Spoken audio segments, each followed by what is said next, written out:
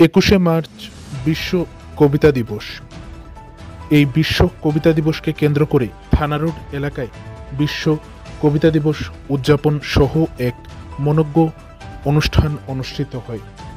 21শে March শুক্রবার রাত আনুমানিক 8টা নাগাদ এমনই দৃশ্য পরিলক্ষিত হয় উত্তর ত্রিপুরা জেলার জেলা সদর ধর্মনগর শহরের থানা রোড এলাকার একটি বেসরকারি প্রতিষ্ঠানের কনফারেন্স হলে।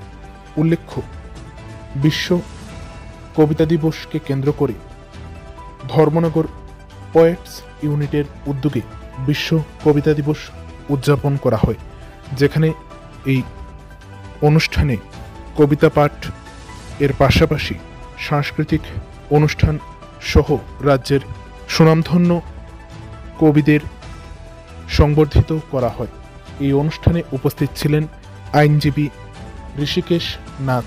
এছাড়াও উপস্থিত ছিলেন রাজ্যের সুনামধন্য কবি সন্তোষ রয়, মিলনকান্তি দত্ত, সেলিম মুস্তাফা সহ রাজ্যের অন্যান্য কবি সাহিত্যিকগণ।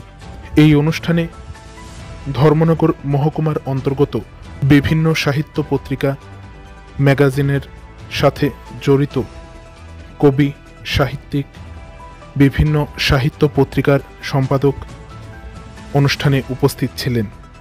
এই অনুষ্ঠানের কবিদের সংবর্ধিত করার পাশাপাশি কবিতা পাঠ সহ অন্যান্য সাংস্কৃতিক অনুষ্ঠান অনুষ্ঠিত হয়।